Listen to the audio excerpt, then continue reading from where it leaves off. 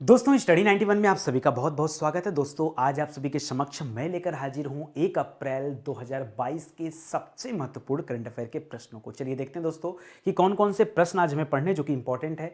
ध्यान दीजिएगा, स्टडी 91 की टीम की तरफ से लेखपाल परीक्षा के लिए और बीडीओ परीक्षा के लिए दोस्तों किताबें जारी की जा चुकी हैं। अभी तो लेखपाल परीक्षा की किताब यहां पर है, आज ही हमारे संस्थान में दोस्तों वीडियो परीक्षा की किताबें आ जाएंगी और मैं कल आपको निश्चित रूप से दिखाऊंगा कि वीडियो की किताब भी आप परचेज कीजिए। ये किताबें आपके नियर बाई बुक स्टॉल पर अवेलेबल है। अगर नहीं उपलब्ध हैं तो आप बिना किसी अतिरिक्त शुल्क के, बिना किसी डिलीवरी चार्ज के आप इन किताबों को हमारे वेबसाइट या एप्लीकेशन के माध्यम से परचेज कर सकते हैं। किताबें अगले 4-5 दिनों में आपके घर तक पहुंचा दी जाएंगी, ये भी आप ध्यान रखें, ठीक है। इसके अलावा स्टडी 91 की टीम के द्वारा कई सारे ऑनलाइन कोर्स चलाए जा रहे हैं, जिनके बारे में अगर आपको इंफॉर्मेशन चाहिए तो हमारे हेल्पलाइन नंबर दिए गए हैं दोस्तों, इन पर कॉल करके आप संपर्क कर सकते हैं और कोर्स से ज्वाइन कर सकते हैं, ठीक है। आइए शुरू करते हैं अपने प्रश्नोत्तर का श्रृंखला। बड़ा मजेदार मजेदार सवाल आज लेकर आया हूं दोस्तों आप सभी के लिए। पहला सवाल करा, राष्ट्रपति रामनाथ कोविंद द्वारा प्रदान किए गए राष्ट्रीय जल पुरस्कार 2022 में कौन सा राज्य शीर्ष स्थान पर? अभी हाल ही में दोस्तों रामनाथ कोविंद जी ने यह पुरस्कार वितरित किया, तो पहला स्थान, अगर राज्य की बात की जाए तो पहला स्थान किसका है दोस्तों? याद रखेगा, यहां पहला स्थान है उत्तर प्रदेश का, जी हां दोस्तों। दूसरा स्थान है दोस्तों राजस्थान का और तीसरा स्थान है तमिलनाडु का, ठीक है, याद रखेगा। तो सही जवाब का क्या हो जाएगा? ऑप्शन नंबर 4 यहां पर सही उत्तर हो जाएगा। याद रखेगा, राष्ट्रीय जल पुरस्कार की बात कर रहा है। इस राष्ट्रीय जल पुरस्कार की शुरुआत कब किया गया था दोस्तों? शुरुआत किया गया था 2018 में, ठीक है। बाद में चल के दोस्तों एक नया मंत्रालय भी बना, जल शक्ति मंत्रालय। कौन सा बना?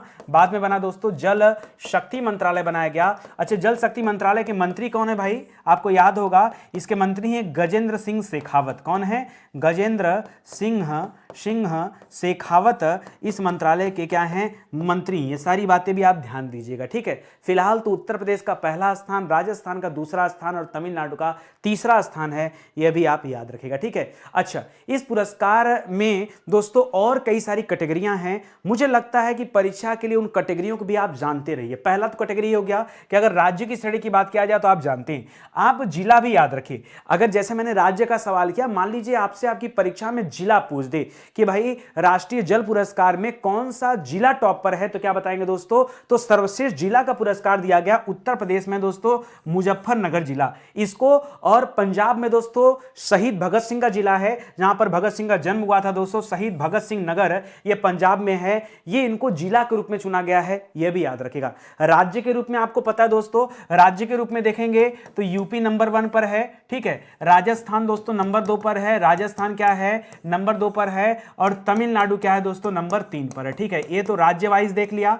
जिला वाइज दोस्तों याद रखेगा, मुजफ्फरपुर नंबर 1 पर है, ठीक है। मुजफ्फरपुर यहां पर देखिए उत्तर प्रदेश वाला है, मुजफ्फरनगर, मुजफ्फरपुर नहीं, मुजफ्फरनगर नंबर 1 पर है। और शहीद भगत सिंह नगर जो है दोस्तों पंजाब में है, नंबर 2 पर है, ठीक है। चलिए और भी देखिए दोस्तों। अच्छा, ये तो उत्तर भारत के लिए। दक्षिण भारत के लिए दोस्तों इसी तरह से केरल का तिरुवनंतपुरम है, केरल की राजधानी भी है। और आंध्र प्रदेश में एक जगह है कुडप्पा। कौन सा जगह दोस्तों? कुडप्पा। ये दोस्तों दक्षिण के लिए है। अगर पूर्वी की बात किया जाए तो बिहार में चंपारण जिला, जिसे आप पूर्वी चंपारण के नाम से जानते हैं, और झारखंड में गोंडा जिला है, गोड्डा। गोंडा उत्तर प्रदेश वाला गोंडा नहीं दोस्तों, ये झारखंड में गोंडा है, ये पूर्वी की तरफ आए। इंदौर जो कि मध्य प्रदेश में दोस्तों, वडोदरा और बांसवाड़ा ये पश्चिम क्षेत्र के लिए इनको चुना गया है। और गोलपारा असम में है, सियांग अरुणाचल प्रदेश में है, इनको पूर्वोत्तर क्षेत्र के रूप में चुना गया है। तो सवाल कहीं से भी बन सकता है। वैसे ज्यादातर चांस है कि चाहे उत्तर क्षेत्र पूछेगा, उत्तर क्षेत्र का जिला,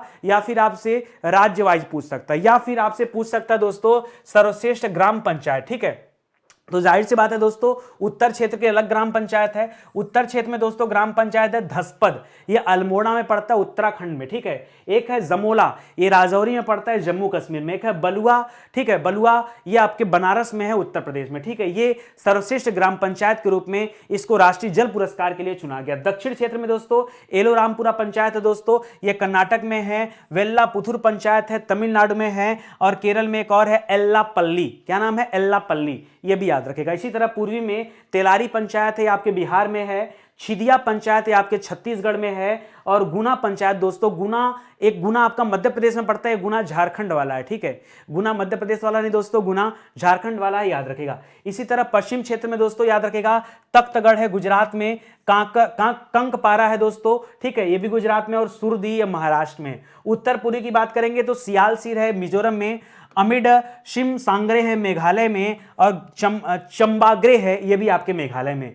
इसी तरह सर्वश्रेष्ठ शहरी निकाय की श्रेणी में भी चीजें दी गई हैं, और अलग अलग श्रेणी में अलग अलग यहां कैटेगरी दिया गया है। आप इन कैटेगरी को पीडीएफ डाउनलोड करके एक बार रीड कर लीजिएगा, ठीक है। मैं आपको आगे लेके चलता हूं दोस्तों और बताता हूं सूचकांकों से जुड़े अच्छे सवाल। जी हां दोस्तों, क्योंकि बात रैंक इंडेक्स की है। आइए देखते हैं कौन कौन सवाल है। पहला, राष्ट्रीय जल पुरस्कार में शीर्ष राज्य कौन सा है? पहला उत्तर प्रदेश, दूसरा राजस्थान, तीसरा तमिलनाडु, ठीक है। अगला देखिए, कल हम लोगों ने पढ़ा था दोस्तों हाल फिलहाल में निर्यात तैयारी सूचकांक 2021 के लिए नीति आयोग रैंकिंग में शीर्ष स्थान किस राज्य का है? तो दोस्तों यहां पर राज्य था गुजरात। कौन सा राज्य था? गुजरात राज्य था, इसको भी याद रखेगा। ये निर्यात तैयारी सूचकांक की बात कर रहा है। वर्ष 2022 में हैप्पीनेस रिपोर्ट जारी किया गया, इसमें टॉप पर कौन सा देश है? फिनलैंड देश दोस्तों टॉप पर। मैंने आपसे कहा था how are you, I am fine. जो खुश है वही फाइन है, फाइन यानी फिनलैंड, ठीक है। करा सीपरी रिपोर्ट आया था दोस्तों, हथियार को आयात करने के लिए दोस्तों दो देशों का नाम आया है, एक भारत का, एक सऊदी अरब का। तो पहला स्थान भारत का है और दूसरा स्थान सऊदी अरब का है, जो सबसे ज्यादा हथियारों की खरीद किए हुए हैं, ठीक है, यह भी याद रखेगा। डिजिटल शॉपिंग कंपनियों के लिए वैश्विक उद्यम पूंजी निवेश केंद्र के रूप में कौन सा देश नंबर 1 पर है? तो अमेरिका यहां पर दोस्तों टॉप पर है, ठीक है। स्वीडन के गोथेनबर्ग विश्वविद्यालय में विडेन संस्थान द्वारा एक रिपोर्ट जारी किया गया, उसमें डेमोक्रेसी सूचकांक जारी किया गया, लोकतंत्र सूचकांक, और इसमें भारत का स्थान 93वां दिया गया। जबकि हाल ही में एक और सूचकांक आया था लोकतंत्र का, उसमें भारत का स्थान दोस्तों 46वां बताया गया था। और अगर हम पिछले वर्ष की बात करें तो पिछले वर्ष लोकतंत्र सूचकांक में भारत का स्थान 53वां था। क्या था? 53वां स्थान था। तो तीनों बातें आप याद रखेगा, सवाल कैसे भी पूछ सकता है, आप थोड़ा अलर्ट रहिएगा, ठीक है। आगे बढ़ते हैं। Skoch state of governance ranking में कौन सा राज्य शीर्ष स्थान पर है? तो हाल फिलहाल में स्कॉच अवार्ड, चार स्कॉच अवार्ड दोस्तों अकेले पश्चिम बंगाल ने जीता, बट यहां स्कॉच स्टेट गवर्नेंस रैंकिंग है दोस्तों, इसमें आंध्र प्रदेश टॉप पर है, याद रखेगा। कैसे याद है हम सभी को? अरे मुझे ही नहीं याद है, जो रेगुलर पढ़ाई करते हैं स्टडी 91 पर, उन सभी बच्चों की चीजें याद है। क्या आपको किसी ऑप्शन की जरूरत है? नहीं है। क्यों? क्योंकि इस तरह के सवाल हम रोज देखते हैं, रोज। तभी तो मैं कहता हूं कि आइए हम लोग पढ़ते हैं ताबड़तोड़ 100 सवाल। जी हां, ये कोई मजाक की बात नहीं है, इतने कम समय में 100 सवाल मायने रखते हैं। आगे बढ़िए। करा हाल ही में पूर्ण टीकाकरण मिशन इंद्रधनुष 4.0, इसमें टॉप पर कौन है? तो याद रखेगा उड़ीसा राज्य दोस्तों टॉप पर है। हाल ही में जारी सतत विकास सूचकांक, याद रखेगा सतत विकास सूचकांक और पर्यावरण सूचकांक, दोनों में भारत जो है 120वें पायदान पर है। पिछले साल दोनों में 117वें स्थान पे था, इस बार दोनों में 120वें स्थान पे चल रहा है, ठीक है। किसको? 8 सूचकांकों में दोस्तों सबसे अधिक प्रभार दिया गया है, तो सबसे अधिक प्रभार दिया गया दोस्तों फर्टिलाइजर इंडस्ट्री को। किसे दिया गया है? फर्टिलाइजर इंडस्ट्री को सबसे अधिक प्रभार दिया गया है, यह आप याद रखेगा, ठीक है। हाल ही में जारी अंतरराष्ट्रीय बौद्धिक संपदा सूचकांक में भारत का स्थान कौन सा है? 43वां स्थान है। बौद्धिक संपदा सूचकांक में 43वां स्थान। हरून इंडिया वेल्थ रिपोर्ट के अनुसार भारत में करोड़पति परिवारों में दोस्तों कितने प्रतिशत की वृद्धि हुई है? तो 11% की दोस्तों वृद्धि हुई है, याद रखेगा। और अगर बात आ जाए अरबपति परिवारों की, तो याद रखेगा भारत में अरबपति परिवारों की कुल संख्या 145 हो चुकी है, इसको भी आप याद रखेगा, ठीक है। ये सभी अच्छे सवाल हैं और कहीं ना कहीं आपके परीक्षा के लिए इंपॉर्टेंट भी है। चलिए बढ़ते हैं अगले सवाल पर। करा दोस्तों सही जोड़े का मिलान कीजिए। किया जाता है मिलान, कोई दिक्कत नहीं। वन अनुसंधान संस्थान में दोस्तों महानिदेशक चुना गया। क्या चुना गया? महानिदेशक चुना गया। आपको बताना किसे चुना गया महानिदेशक? तो याद रखें दोस्तों डॉक्टर रेणु सिंह को चुना गया, जो कि आईएफएस ऑफिसर है। क्या है दोस्तों? आईएफएस, ठीक है, इंडियन फॉरेस्ट सर्विस, ठीक है, याद रखेगा। इसी तरह भारतीय बैडमिंटन संघ, अच्छा, इसका अध्यक्ष चुना गया दोस्तों, और याद रखेगा पिछले साल भी अध्यक्ष यही थे, हिमंता विश्व शर्मा, जो कि आपके कहां के दोस्तों? याद रखेगा असम के मुख्यमंत्री हैं। क्या हैं? ये असम के सीएम हैं। इनको चुना गया है भारतीय बैडमिंटन संघ के लिए। इस साल नहीं, पिछले साल भी यही थे और इस बार फिर से इनका चुनाव हुआ है। और ब्रॉडकास्ट ऑडियंस रिसर्च काउंसिल में शशि सिन्हा को चुना गया। तो यहां पे आप मैचिंग बनाएंगे तो बनेगा BCA। क्या बनेगा? BCA, यानी आपका जो सही जवाब हो जाएगा ये हो जाएगा ऑप्शन नंबर 2। कोई दिक्कत?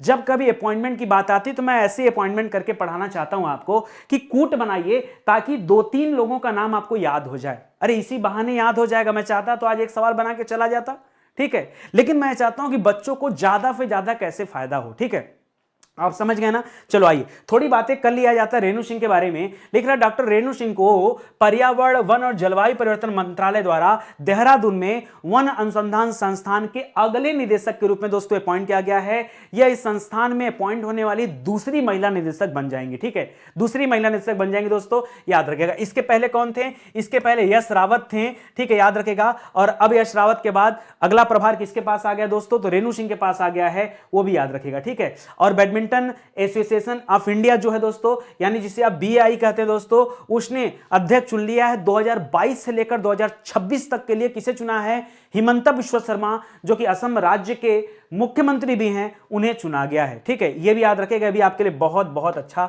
सवाल है। चलिए, नियुक्ति से संबंधित एक बार अपनी लिस्ट को हम अपडेट कर लेते हैं। हर बार इस तरह की लिस्ट मैं आपके सामने देता हूं ताकि आप ज्यादा से ज्यादा अपडेट कर पाएं। बैडमिंटन एसोसिएशन ऑफ इंडिया का अध्यक्ष किसे बनाया गया? हिमंता बिश्व शर्मा को बनाया गया। अंतरराष्ट्रीय श्रम संगठन, जिसे इंटरनेशनल लेबर ऑर्गेनाइजेशन के नाम से जानते हैं दोस्तों, ILO, अभी इसका अगला महानिदेशक चुना गया। इनका नाम है गिलबर्ट हैंगबो। क्या नाम है दोस्तों? Gilbert Houngbo. ठीक है, याद रखेगा, इनको ILO में महानिदेशक चुना गया। ठीक है, अच्छा, रक्षा मंत्रालय में सलाहकार के रूप में अभी किसे अपॉइंट किया गया? तो इनका नाम है विनोद जी खंडारे। क्या नाम है? विनोद जी खंडारे। इनको अपॉइंट किया गया, रक्षा मंत्रालय में सलाहकार के रूप में इनको चुना गया। हाल ही में फ्लिपकार्ट हेल्थ प्लस के CEO कौन बने दोस्तों? तो इनका नाम है प्रशांत झावेरी। राष्ट्रीय वित्तीय रिपोर्टिंग प्राधिकरण के अध्यक्ष अभी कौन बने हैं? तो इसके अध्यक्ष बने हैं अजय भूषण पांडे जी। कौन बने हैं? अजय भूषण पांडे जी। हाल ही में चार धाम परियोजना के लिए एक नया अध्यक्ष चुना गया, जस्टिस AK सीकरी जी को। किसे चुना गया? नाम पढ़िए, जस्टिस AK सीकरी जी को चुना गया। भारतीय बीमा नियामक और विकास प्राधिकरण, इंश्योरेंस रेगुलेटरी डेवलपमेंट अथॉरिटी, जो इसे बोलते हैं दोस्तों IRDAI, याद रखेगा। इसका अभी जो अध्यक्ष चुना गया वो देवाशीष पांडा को चुना गया है। किसी तरह नाम और था, देवाशीष मित्रा। इनका नाम देवाशीष पांडा है। एक देवाशीष मित्रा थे जिनको ICI में चुना गया था, institute of chartered accountant of India में उनको अध्यक्ष बनाया गया था। वो सवाल भी आप याद रखेगा। कह रहा है FATF का अध्यक्ष अभी किसे बनाया गया? Financial action task force. इसका अध्यक्ष जो चुना गया दोस्तों, सिंगापुर के रहने वाले हैं T राजा कुमार, उन्हें अपॉइंट किया गया। भारतीय वायुसेना अकादमी का कमांडेंट अभी किसे चुना गया दोस्तों? तो B चंद्रशेखर जी को भारतीय वायुसेना का कमांडेंट अभी चुना गया।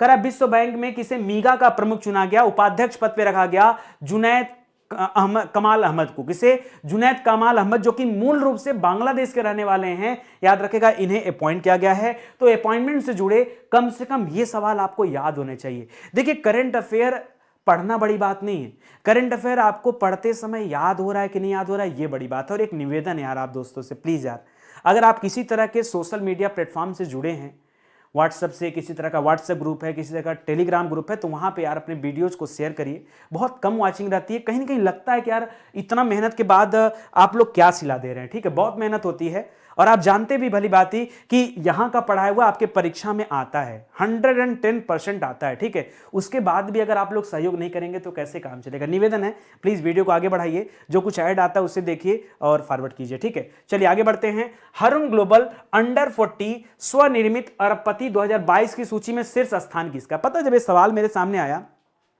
तो मैंने एक बार के लिए मुझे लगा बड़ा अटपटा सवाल है, लेकिन बाद में जब इस सवाल को मैं पढ़ा ना तो लगा हाँ यार, मतलब गजब का सवाल है। सुनो, यहां लिखा है दोस्तों अंडर 40। यू माने होता है दोस्तों अंडर, यू माने क्या होता है? यू मीन्स क्या होता है? अंडर 40। 40 मतलब 40 ईयर्स की बात कर रहा है। कह रहा है दोस्तों 40 साल से कम उम्र के स्वनिर्मित अरबपति, अपने बाप की वजह से अरबपति नहीं है, अपनी वजह से अरबपति, अपने पैरों पे खड़ा होकर दोस्तों अरबपति बने हैं। ऐसे अरबपतियों की बात की जाए तो इस श्रेणी में शीर्ष स्थान किसका है? नंबर 1 पर कौन है दोस्तों? याद रखेगा, नंबर 1 पर अमेरिका है। नंबर 1 पे अमेरिका है। कितने अरबपतियों के साथ? यहां पर अपने पैर पर खड़े होने वाले 37 व्यक्ति क्या हैं? अरबपति हैं, ठीक है, याद रखेगा। इसी तरह चीन दोस्तों इस श्रेणी में आ जाएगा दूसरे नंबर पर, ठीक है, केवल 25 व्यक्ति यहां पर हैं। चीन में कितने दोस्तों 25 व्यक्ति हैं, याद रखेगा, यहां 37 व्यक्ति थे। इसी तरह यूनाइटेड किंगडम का स्थान दोस्तों तीसरा है, याद रखेगा। आज का उत्तर आपका क्या हो जाएगा, अमेरिका हो जाएगा, क्योंकि सिर से पूछा था। यूनाइटेड किंगडम में दोस्तों 8 व्यक्ति हैं, कितने व्यक्ति हैं, 8 व्यक्ति यहां अरबपति हैं। उसी तरह हम भारत की बात की जाए तो भारत का स्थान दोस्तों चौथा हो जाएगा, जहां पर 6 व्यक्ति क्या हैं, अरबपति हैं। 6 व्यक्ति ऐसे हैं जो अरबपति हैं और अपनी बदौलत अरबपति हैं। सवाल अच्छा था ना, बहुत बढ़िया सवाल था, ठीक है, याद रखेगा। इसी तरह कुछ सवाल हमें पहले मिले थे, जैसे दोस्तों भारत में करोड़पतियों की संख्या में वृद्धि कितनी हुई दोस्तों, करोड़पतियों की संख्या में वृद्धि की बात की जाए तो याद रखेगा वृद्धि हुई थी 11% की, और इस मामले में भारत तीसरे स्थान पे था, ठीक है। भारत में अरबपतियों की संख्या दोस्तों कितनी है, अरबपति की संख्या कितनी है दोस्तों, अरबपतियों की संख्या तो याद रखेगा एक जमाने में 102 हुआ करती थी, बाद में 40 बढ़ी, बाद में कितना बढ़ गया दोस्तों, बाद में 42, 3, 45, बाद में 3 बढ़ा, और अब एग्जैक्ट संख्या कितनी दोस्तों, याद रखेगा अब जो संख्या है वो पहुंच गई है 145। भारत में अभी वर्तमान में 145 व्यक्ति क्या हैं, अरबपति हैं। याद रहेगा क्या आपको, बिल्कुल याद रहेगा, याद रखेगा। इतनी बातें समझ में आ गई ना, चलो आ जाओ आगे बढ़ते हैं, ठीक है। आगे सुनिए क्या लिखा है दोस्तों, इसको पढ़िए। ये हरून रिसर्च इंस्टीट्यूट यही दोस्तों जारी किया था कि 40 वर्ष से कम उम्र के जो है दोस्तों अरबपति वो कितने दोस्तों, तो पिछले साल की तुलना में 8 व्यक्ति ज्यादा उभर कर आए, ठीक है। और यहां देखिए 37 व्यक्ति क्या हैं, ये अमेरिका के हैं, संयुक्त राज्य अमेरिका के हैं, ठीक है। 25 व्यक्ति आपके चीन के हैं, और देखिए इधर यूनाइटेड किंगडम में कितने हैं दोस्तों, 8 व्यक्ति हैं, और भारत में 6 व्यक्ति हैं। स्वीडन का दोस्तों स्थान 5वां है, यहां पर 3 व्यक्ति स्वनिर्मित अरबपति हैं, यह भी याद रखेगा। एक यहीं पर दोस्तों और मुझे लिस्ट मिला कि प्रवासियों की बात किया, जो अप्रवासी लोग हैं, मतलब भारत में जो नहीं है, जो भारत से बाहर हैं, अगर अप्रवासियों की बात की जाए तो इनका भी दोस्तों एक डेटा यहां पर दिया गया था कि उस मामले में दोस्तों अगर अरबपतियों की बात किया जाए तो यहां यूएसए नंबर 1 पर है, यूके नंबर 2 पर है, यूएई नंबर 3 पर है, ठीक है। और इसके बाद दोस्तों फिर रूस का नंबर है, फिर चीन, बाद में जाके भारत का नंबर आता है अगर अप्रवासियों की बात की जाए तो। चलिए, काम की बातें हम सीख ही गए हैं, तो आपके सामने एक बार फिर से रैंक इंडेक्स के सवाल आ रहे हैं, एक बार फिर से रिवीजन करते हैं। तो अंडर 40 स्वनिर्मित अरबपति की सूची में दोस्तों नंबर 1 पर कौन है, अमेरिका, नंबर 2 पर कौन है, चीन, नंबर 3 पर कौन है, यूके, यूनाइटेड किंगडम, और नंबर 4 पर कौन है, भारत। तो याद रखेगा यहां पहले पे अमेरिका है और चौथे पे कौन है दोस्तों, भारत है, ठीक है। अच्छा, ये बताइए राष्ट्रीय जल पुरस्कार जो अभी रामनाथ कोविंद जी ने वितरित किया, कौन सा राज्य शीर्ष स्थान पे है, उत्तर प्रदेश पहले स्थान पे है, राजस्थान दूसरे स्थान पर है, तमिलनाडु तीसरे स्थान पर है, ठीक है। आगे बढ़िए, निर्यात तैयारी सूचकांक 2021 जो आया, इसमें कौन सा राज्य शीर्ष पर है, गुजरात राज्य शीर्ष पर है, कौन सा, गुजरात शीर्ष पर है, ठीक है। वर्ष 2022 में हैप्पीनेस रिपोर्ट आया था, इसमें फिनलैंड राज्य का देश का पहला स्थान है। सीपरी रिपोर्ट के अनुसार दोस्तों सबसे ज्यादा हथियार आयात करने के मामले में भारत नंबर 1 पर है, सऊदी अरब नंबर 2 पर है, ठीक है। डिजिटल शॉपिंग कंपनियों के लिए वैश्विक उद्यम पूंजी निवेश केंद्र कौन सा देश है, यह अमेरिका देश है, कौन सा है, अमेरिका देश है। स्वीडन के गोथेनबर्ग विश्वविद्यालय के द्वारा दोस्तों एक रिपोर्ट जारी किया गया, डेमोक्रेसी इंडेक्स आया, उसमें भारत का स्थान 93वां दिया गया, जबकि हाल ही में एक रिपोर्ट और भी आया था दोस्तों, उसमें भारत का स्थान 46वां बताया गया था, डेमोक्रेसी इंडेक्स यानी लोकतंत्र सूचकांक की बात कर रहा हूं। Skoch state of governance ranking में आंध्र प्रदेश का स्थान पहला है। पूरा टीकाकरण जो चल रहा था मिशन इंद्रधनुष 4.0, इसमें उड़ीसा राज्य टॉप पर है। हाल ही में जारी सतत विकास सूचकांक में भारत 117 पायदान से खिसक करके 3 पायदान नीचे आ गया, 120वां स्थान भारत का है, और यही स्थान पर्यावरण सूचकांक में भी है, ठीक है। 8 प्रमुख उद्योगों के सूचकांक में सबसे अधिक जो प्रभार दिया गया दोस्तों वो फर्टिलाइजर इंडस्ट्री को दिया गया। किसे दिया गया है, फर्टिलाइजर इंडस्ट्री को दिया गया है, तो यह भी याद रखेगा। और इंटेलेक्चुअल प्रॉपर्टी इंडेक्स में दोस्तों अंतरराष्ट्रीय बौद्धिक संपदा सूचकांक में भारत का स्थान 43वां है, यह भी आप याद रखिएगा, ठीक है। चलिए आ जाइए आगे बढ़ते हैं अगले सवाल की तरफ। अगला लिख रहा, हाल ही में पीयूष गोयल ने कहां पर भारतीय आभूषण प्रदर्शनी केंद्र भवन का उद्घाटन किया, एक भवन उद्घाटन किया गया दोस्तों। अच्छा, पीयूष गोयल हैं कौन दोस्तों, याद रखेगा पीयूष गोयल वर्तमान में वाणिज्य एवं उद्योग मंत्री हैं। क्या है, वाणिज्य एवं उद्योग मंत्री हैं, याद रखेगा। अच्छा, ये कहां गए हुए थे दोस्तों? अभी दोस्तों एक एक्सपो चल रहा था, ठीक है, एक एक्सपो चल रहा था, एक एक्सपो चल रहा था, याद रखेगा। ये चल रहा था दुबई एक्सपो। क्या चल रहा था दोस्तों? याद रखेगा, ये दुबई एक्सपो चल रहा था, ठीक है, दुबई एक्सपो। वहीं पर गए हुए थे और वहीं पर उन्होंने उद्घाटन किया भारतीय आभूषण प्रदर्शनी केंद्र भवन का। जी हां दोस्तों, भारतीय आभूषण प्रदर्शनी केंद्र भवन का उद्घाटन किया, ठीक है, याद रखेगा। अच्छा, यहां सिंगापुर मत करेगा, जेद्दा की बात अभी आई थी दोस्तों। जेद्दा सऊदी अरब में है और यहां पर एक योग महोत्सव मनाया गया। जी हां दोस्तों, सऊदी अरब का पहला योग महोत्सव था ये, सऊदी अरब का पहला योग महोत्सव था ये भी आप याद रखेगा। दुबई सरकार दोस्तों अभी हाल ही में 100% पेपरलेस होने वाली सरकार बनी थी, तब भी चर्चा में आया था।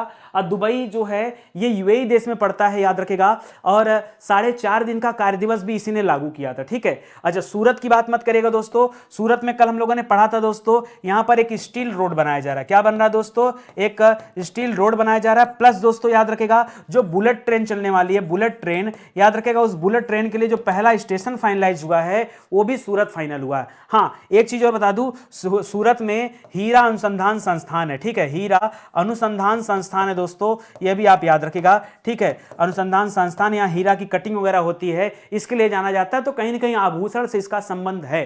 फिलहाल भारतीय आभूषण प्रदर्शनी भवन केंद्र जो उद्घाटन किया गया पीयूष गोयल जी के द्वारा, यह कहां पर किया गया? दुबई में किया गया। तो सारी बातें यहां पर लिखी हुई हैं, आप इनको पढ़ लीजिएगा, ठीक है। चलिए मैं आपको आगे लेके चलता हूं, देश विदेश की खबरें बताता हूं, इंटरनेशनल न्यूज। जरा पढ़िए कि हाल फिलहाल में करंट अफेयर में कौन कौन से सवाल यहां से जुड़े थे, ठीक है। पहला सवाल तो ये हो गया कि पीयूष गोयल ने कहां पर भारतीय आभूषण प्रदर्शनी केंद्र भवन का उद्घाटन किया? तो दुबई में किया। अगला सवाल है, हाल ही में किसने रूस के तेल और गैस क्षेत्र पर नए प्रतिबंध लगा दिए दोस्तों? तो 3 देशों ने प्रतिबंध लगाया है। पहला था अमेरिका, लड़ाई झगड़ा चल ही रहा है, दूसरा है ब्रिटेन, और तीसरा देश कोई नहीं दोस्तों, यूरोपियन यूनियन का नाम सुना होगा, कई सारे देशों का समूह है। इन तीनों ने दोस्तों कड़े प्रतिबंध लगाए हैं रूस के ऊपर, ठीक है। करा रूसी सेना द्वारा यूरोप के किस सबसे बड़े परमाणु ऊर्जा संयंत्र को अपने नियंत्रण में ले लिया गया दोस्तों? तो इसका नाम है जपोरिजिया। क्या नाम है? जपोरिजिया परमाणु संयंत्र, जो कि पूरे यूरोप महाद्वीप का सबसे बड़ा परमाणु संयंत्र था, उसको रूस ने अपने कब्जे में ले लिया। यह परमाणु संयंत्र कहां पे स्थित था? यह आपकी यूक्रेन देश में स्थित था। आप जान रहे दोस्तों, रूस और यूक्रेन के बीच में लड़ाई चल रही है और इसी समय यह हुआ है, ठीक है। यूक्रेनी सरकार ने तुर्की सरकार से रूसी जहाजों की आवाजाही को प्रतिबंधित करने के लिए किस कन्वेंशन को लागू करने के लिए कहा दोस्तों? तो एक कन्वेंशन जो पहले भी लागू किया गया था, जिसका नाम था मॉन्ट्रो कन्वेंशन। प्रथम और द्वितीय विश्व युद्ध के दौरान भी, द्वितीय विश्व युद्ध के दौरान, प्रथम विश्व युद्ध की बात मत करिए, द्वितीय विश्व युद्ध के दौरान भी तुर्की ने रसिया के खिलाफ इस कन्वेंशन का प्रयोग किया था। इस बार फिर से इसी कन्वेंशन का प्रयोग करने के लिए यूक्रेन ने जो है अभी तुर्की से कहा था, ठीक है। हाल ही में समाचारों में रहा फिनलैंडीकरण शब्द क्या है दोस्तों? तो याद रखेगा, फिनलैंडीकरण शब्द का अर्थ होता है एक शक्तिशाली देश के द्वारा एक कमजोर देश को नियंत्रित करना। जैसा कि रूस यूक्रेन को कर रहा है, इसे फिनलैंडीकरण कर सकते हैं। यूक्रेन पर रूसी आक्रमण में दुनिया के सबसे बड़े विमान को भी नष्ट कर दिया गया। उसका नाम था एंटोनो 225 मारिया। क्या नाम था दोस्तों? एंटोनो 225 मारिया नाम है दोस्तों, याद रखिएगा, ठीक है। करा हाल ही में चर्चा में रहा नॉर्ड स्ट्रीम 2 क्या है? देखिए, नॉर्ड स्ट्रीम 1 कहिए चाहे 2 कहिए, दोनों ही गैस पाइपलाइन योजना है जो यूरोप को जोड़ता है रूस से। ये नॉर्ड स्ट्रीम 2 ये जर्मनी को बाल्टिक सागर होते हुए रूस से जोड़ेगा, एक गैस पाइपलाइन योजना है, याद रखिएगा। करा रूस और किस देश के तनाव के बीच बाबुस्का बटालियन चर्चा में रहा? तो बाबुस्का बटालियन ये रूस और यूक्रेन के तनाव के बीच नजर आया, ठीक है। यूएस और कौन सा देश संयुक्त हवाई अभ्यास कोप साउथ 22 कर रहे हैं?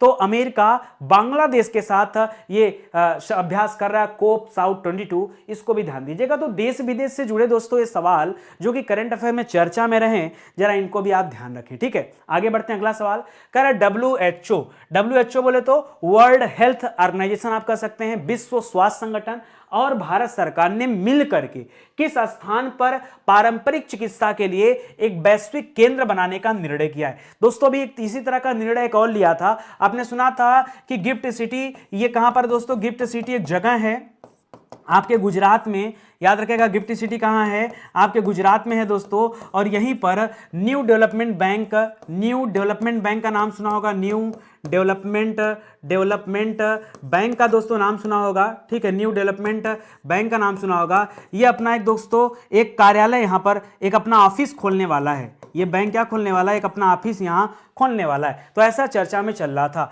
यहाँ दोस्तों आपका ये जो वैश्विक केंद्र की बात कर रहा है, यहां पर सही उत्तर हो जाएगा जामनगर। क्या उत्तर होगा, जामनगर। बाकी ऑप्शन बेंगलुरु और नई दिल्ली ये गलत ऑप्शन है, आपको परेशान करने के लिए दिया हुआ है। तो याद रखेगा वर्ल्ड हेल्थ ऑर्गेनाइजेशन और भारत सरकार ने मिलकर के पारंपरिक चिकित्सा को बढ़ावा देने के लिए आयुर्वेद को, यूनानी चीज़ों को, ठीक है, या फिर हम कहते हैं दोस्तों होम्योपैथी को बढ़ावा देने के लिए दोस्तों ये वैश्विक केंद्र बनाने जा रहा है। एक जामनगर में यहाँ पर एक कार्यालय स्थापित किया जाएगा, ये आप याद रखेगा, ठीक है, ये आप ध्यान रखिएगा। यही सारी बातें यहाँ पर लिखी गई। इसका उद्घाटन दोस्तों 21 अप्रैल 2022 को होना तय है। तो एक बार फिर से अप्रैल में ये सवाल आपके सामने आएगा, ठीक है। यहाँ बाकी चीज पढ़ लीजिएगा। देखिए लिख रहा है दोस्तों पारंपरिक चिकित्सा में एक्यूपंक्चर जो भारत की एक पुरानी विधा है, आयुर्वेदिक दवा हो गया, हर्बल मिश्रण हो गया, और प्राचीन विधियों से स्वास्थ्य को बनाए रखने के लिए, बीमारियों से लड़ने के लिए जो कुछ भी भारत जानता है उसके ऊपर दोस्तों एक वैश्विक शोध केंद्र बन रहा है। कहां पर, तो गुजरात के जामनगर में, ठीक है।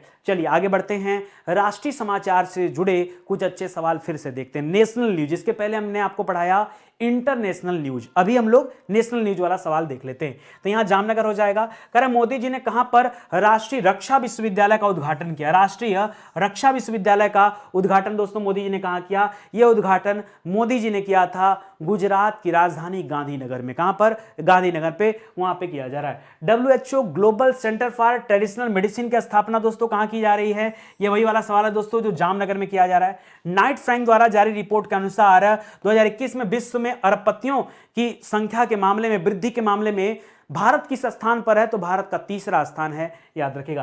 कह रहा किस राज्य सरकार द्वारा साइंस इनोवेशन हब विकसित किया जा रहा है, तो यह दिल्ली सरकार के द्वारा दोस्तों विकसित किया जा रहा है। हाल ही में 6 महीने के लिए अफस्पा कानून कहां लागू किया गया, वो असम राज्य में लागू किया गया। हाल ही में किसने व्लादिमीर पुतिन से शीर्ष सम्मान वापस ले लिया, तो याद रखेगा अंतर्राष्ट्रीय ओलंपिक समिति ने यह सम्मान वापस लिया। यूक्रेन में फंसे हुए भारतीय नागरिकों को निकालने के लिए भारत के 4 कैबिनेट मंत्री बाहर गए थे, पड़ोसी देशों में गए थे, यूक्रेन के आसपास के जो देश थे वहां से भारतीय नागरिकों को बाहर निकालने एक मिशन चलाया गया था दोस्तों, जिसका नाम था ऑपरेशन गंगा। क्या नाम था, ऑपरेशन गंगा, उसे भी याद रखेगा, ठीक है। आगे बढ़िए। हाल ही में कहां पर नए तेल क्षेत्रों की खोज की गई है, तो यह तेल क्षेत्र राजस्थान के बाड़मेर में खोजा गया। बाड़मेर एक जगह है, किसने खोजा, तो वेदांता ग्रुप ने खोजा है। किसने, वेदांता ग्रुप ने खोजा, उसे भी याद रखेगा। और आखिरी सवाल है किस राज्य में जल टैक्सी सेवा का शुभारंभ किया गया, तो जल टैक्सी की सेवा महाराष्ट्र में शुरू किया गया, जबकि जल मेट्रो की सेवा दोस्तों कोचीन में शुरू किया गया था।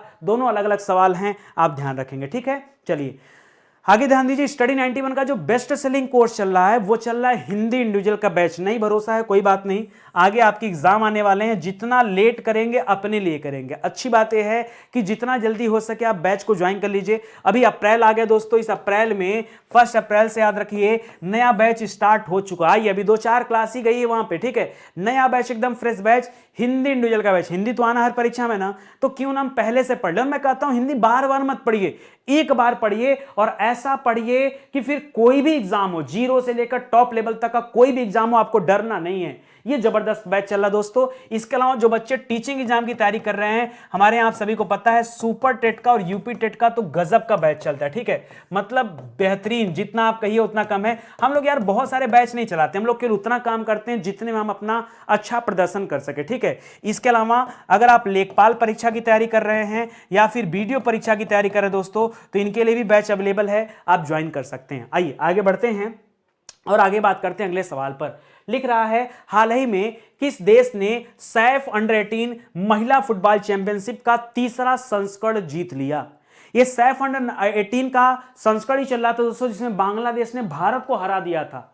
सही सुना सर, बांग्लादेश ने भारत को हराया। हाँ, हराया था, शुरुआती दौर में हराया था, बट ओवरऑल भारत ने सबसे ज्यादा गोल किया, जिसकी वजह से मैच भारत ने जीत लिया। जी हाँ दोस्तों, यह मैच किसने जीता है? तो भारत ने जीता दोस्तों। सैफ अंडर 18, 18 वर्ष से कम उम्र की जो महिलाएं होती हैं वो इस गेम में हिस्सा ले रही थी, और फाइनली इस गेम को भारत ने जीत लिया है। आप याद रखेगा, यह गेम खेला कहां जा रहा था दोस्तों? तो झारखंड में जेआरडी टाटा स्पोर्ट्स कॉम्प्लेक्स है जमशेदपुर में, यह वहीं पर दोस्तों आयोजित किया गया था सैफ अंडर 18 महिला फुटबॉल चैंपियनशिप। इसे फाइनली भारत ने जीत लिया है। ठीक है, चलिए खेल से जुड़े कुछ अच्छे सवाल हैं तो उन पर एक बार हम लोग चर्चा में कर लेते हैं, क्योंकि ये सवाल हाल फिलहाल में हम लोग पढ़े थे, तो करंट अफेयर में आए थे, एक बार और पढ़ लेंगे तो आपका रिवीजन हो जाएगा। पहला सवाल, सैफ अंडर 18 महिला चैंपियनशिप फुटबॉल वाला किसने जीता? भारत ने। किसे हराकर? बांग्लादेश को। F1 सऊदी अरब ग्रांड प्रिक्स, जी हां दोस्तों, इसके पहले हम लोगों ने बहरीन ग्रांड प्रिक्स के बारे में पढ़ा था। सऊदी अरब ग्रांड प्रिक्स जीता मैक्स वर्स्टैपेन ने। किसने जीता है? मैक्स वर्स्टैपेन ने जीता है, जबकि बहरीन ग्रांड प्रिक्स जीता था चार्ल्स लेक्लर ने। किसने जीता था? चार्ल्स लेक्लर ने जीता था, याद रखेगा। स्विस ओपन बैडमिंटन वाला खिताब का महिला सिंगल दोस्तों ये पीवी सिंधु ने जीता है। इसके पहले सैयद मोदी इंटरनेशनल वाला खिताब भी किसने जीता था? यह भी पीवी सिंधु ने ही जीता था। ठीक है, करा बहरीन ग्रांड प्रिक्स बता दिया, चार्ल्स लेक्लर ने जीता। एशियाई बिलियर्ड्स, बिलियर्ड्स की जब बात आए दिमाग में सिर्फ और सिर्फ एक नाम रखिए, पंकज आडवाणी।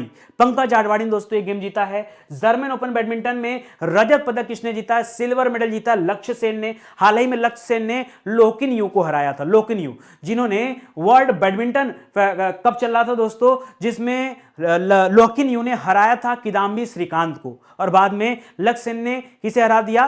लक्ष्य सेन ने हरा दिया क्या नाम है? लोकिन यू को। ठीक है, करा भारत की 23वीं महिला ग्रैंड मास्टर दोस्तों कौन बनी है? इनका नाम है प्रियंका नुटक्की। क्या नाम है? प्रियंका नुटक्की। आईसीसी महिला विश्व कप दोस्तों न्यूजीलैंड में खेला गया, और हाल ही में हमने पढ़ा था मिताली राज के बारे में, तो याद रखेगा मिताली राज जो हैं ये 6 वर्ल्ड कप खेलने वाली पहली महिला बन गई है, 6 वर्ल्ड कप खेलने वाली। और झूलन गोस्वामी का नाम हम लोगों ने पढ़ा था दोस्तों, झूलन गोस्वामी का नाम पढ़ा था, जो दोस्तों 250 विकेट लेने वाली पहली महिला बन गई। ठीक है, 250 विकेट लेने वाली पहली महिला बन गई हैं। तो क्रिकेट का यह सवाल भी आप जरूर याद रखिए।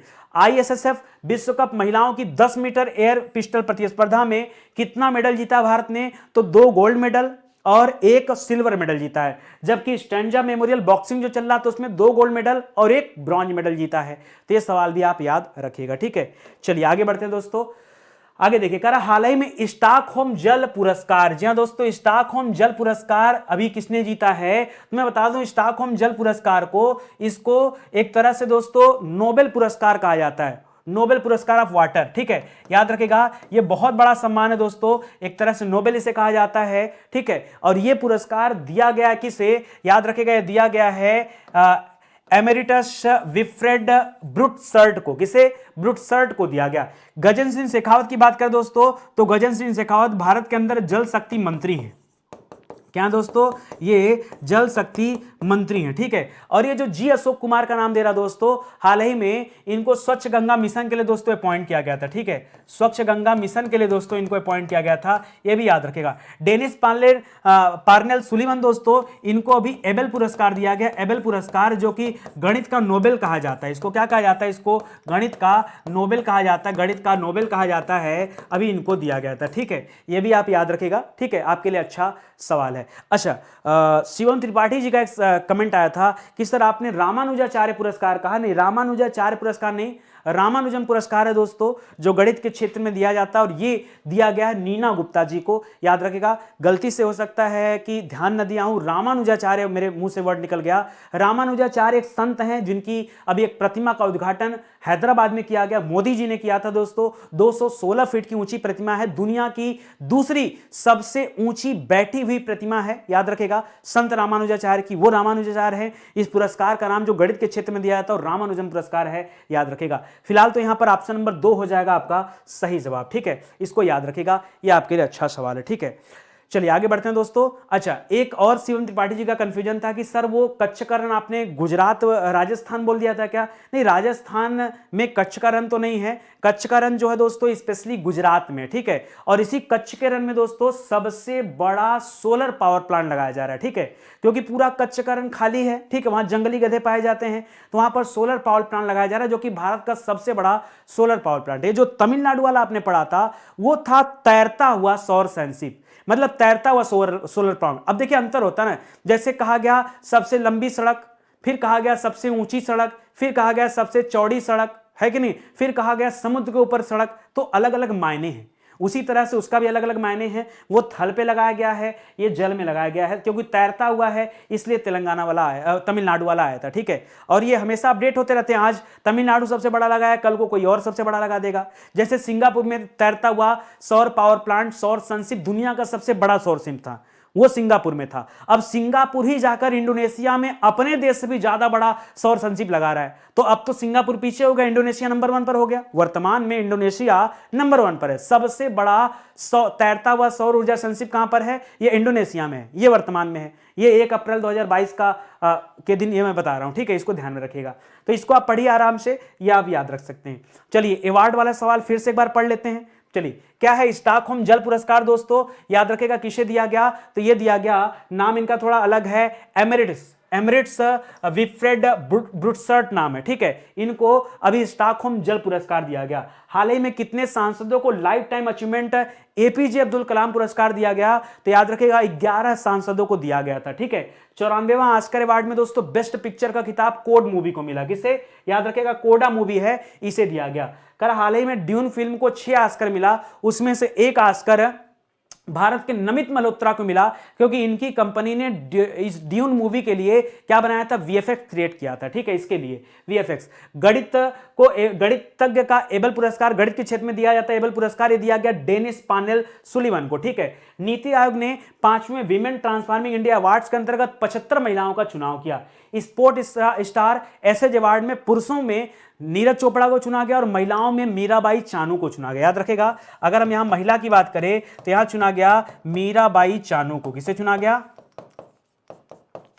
मीराबाई चानू को चुना गया, ठीक है। कर मालदीव सरकार द्वारा किसे स्पोर्ट्स आइकन पुरस्कार दिया गया? क्रिकेटर हैं सुरेश रैना, उन्हें दिया गया। 75वां बाफ्टा पुरस्कार में बेस्ट पिक्चर का अवार्ड दोस्तों दिया गया द पावर ऑफ डॉग, एक मूवी है द पावर ऑफ डॉग, इसे दिया गया। 31वां जीडी बिरला पुरस्कार ये नारायण प्रधान जी को दिया गया। बहुत अच्छा सवाल है, और इसी तरह के सवाल देखिए आपसे परीक्षा में पूछे जाएंगे, ठीक है। चलिए आगे बढ़ते हैं दोस्तों, अगले सवाल पर आते हैं। कर हाल ही में किन राज्यों ने सीमा विवाद के समाधान के लिए ऐतिहासिक समझौते पर हस्ताक्षर किया?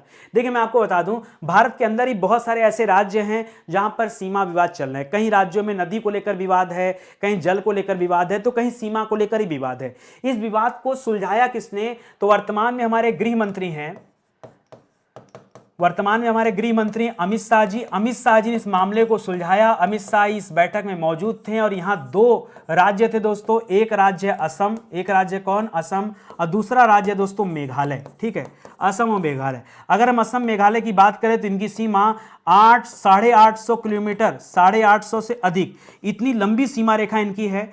कुल 12 इशू वाले जगह चल रहे थे दोस्तों, 12 इशू वाले जगह चल रहे थे, जिसमें से 6 जगह का अभी सेटलमेंट हो चुका है। जी हाँ दोस्तों, 6 जगह का सेटलमेंट हो चुका है, ठीक है। अब वहां कोई दिक्कत नहीं, दोनों राज्यों की सहमति बन चुकी है, ठीक है। तो याद रखेगा ये ऐतिहासिक समझौता जो हुआ ये असम और मेघालय के बीच में हुआ। किसके बीच में? असम और मेघालय के बीच में हुआ। असम के मुख्यमंत्री हिमंता बिस्वा शर्मा हैं और मेघालय के मुख्यमंत्री कोनराड के संगमा हैं, ये दोनों लोग वहां मौजूद रहे। कुल 12 क्षेत्रों में से 6 क्षेत्र का विवाद जो है सुलझा दिया गया है।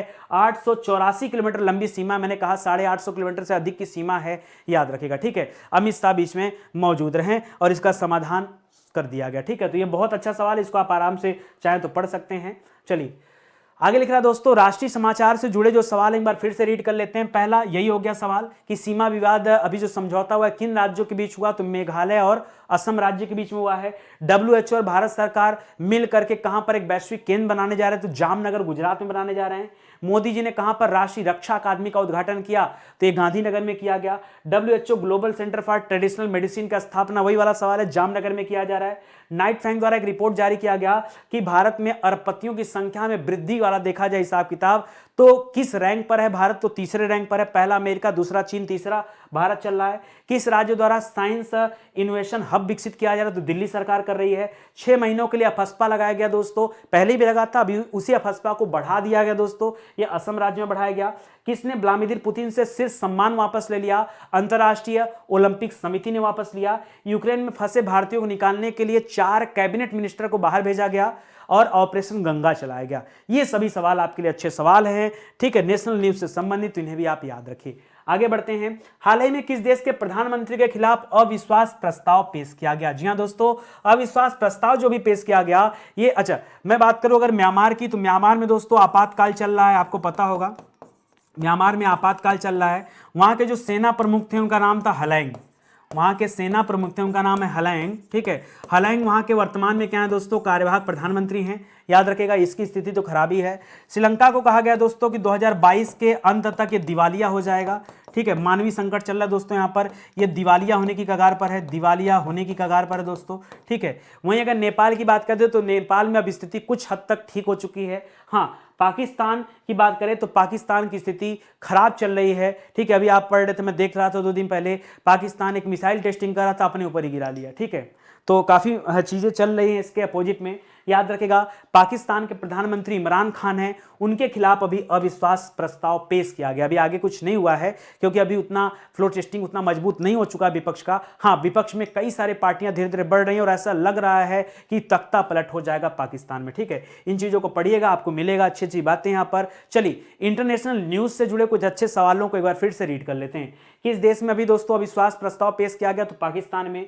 पीयूष गोयल ने भारतीय आभूषण प्रदर्शनी केंद्र भवन का उद्घाटन कहां पे किया, तो दुबई में किया, ठीक है। रूस के तेल और गैस क्षेत्र के लिए अभी नए प्रतिबंध लगाए 3 ने, अमेरिका ने, ब्रिटेन ने और यूरोपियन यूनियन ने, इन तीनों ने लगाए। याद रखेगा, रूसी सेना द्वारा यूरोप का सबसे बड़ा परमाणु ऊर्जा संयंत्र जिसका नाम था जपोरिजिया को अपने कब्जे में कर लिया रूस ने। यूक्रेनी सरकार ने तुर्की सरकार से आग्रह किया कि वे कन्वेंशन को लागू करे, अपने अधिकारों का उपयोग करे, उसका नाम है मॉन्ट्रो कन्वेंशन, ठीक है। समाचारों में रहा फिनलैंडीकरण, जो शब्द इसका अर्थ है एक शक्तिशाली देश के द्वारा किसी कमजोर देश को नियंत्रित करना, ठीक है। यूक्रेन पर रूसी सेना के आक्रमण किया गया दोस्तों, और उसके बाद दुनिया का सबसे बड़ा विमान जिसका नाम था एंटोनोव 225 मारिया, ये जो है नष्ट हो गया, ठीक है। चर्चा में रहा नॉर्ड स्ट्रीम 2 एक गैस पाइपलाइन योजना है जो जर्मनी को बाल्टिक सागर होते हुए रूस से जोड़ेगा। याद रखेगा, रूस और किस देश के बीच तनाव के बीच बाबुस्का बटालियन चर्चा में था, तो ये यूक्रेन के साथ जो तनाव चल रहा था उसी में चर्चा में आया था, ठीक है। चलिए बढ़ते हैं दोस्तों आज के आखिरी सवाल की तरफ और पढ़ते हैं क्या है।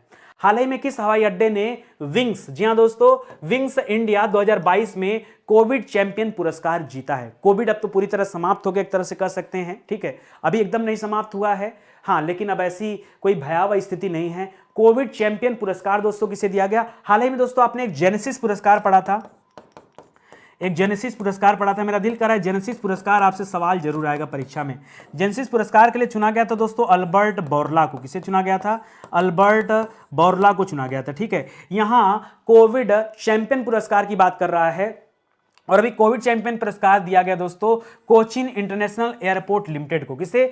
कोचीन इंटरनेशनल एयरपोर्ट लिमिटेड को दिया गया कौन सा? कोविड चैंपियन पुरस्कार। यहां पर दोस्तों एक पुरस्कार, एक विशेष पुरस्कार कैंपेगौड़ा अंतरराष्ट्रीय हवाई अड्डा को भी दिया गया। याद रखेगा, इसको एक विशेष श्रेणी में 2 पुरस्कार दिया गया, लेकिन इस सवाल का जो सही जवाब है वो कोचीन इंटरनेशनल एयरपोर्ट है, इसको भी याद रखेगा। बेंगलुरु का जो कैंपेगौड़ा है कर्नाटक में है, ठीक है। याद रखेगा, यह सामान्य श्रेणी के तहत 2 सर्वश्रेष्ठ हवाई अड्डों और कार्यक्रम में एवियन इनोवेशन पुरस्कार इसने जीता है, तो यह भी याद रखेगा, ठीक है। चलिए अवार्ड वाले सवाल जो एक बार फिर से रीड करिए। पहला सवाल हो गया, यही आज वाला मेन सवाल हो गया, ठीक है। विंग्स इंडिया 2022 में कोविड चैंपियन पुरस्कार ये कोचीन एयरपोर्ट ने जीता।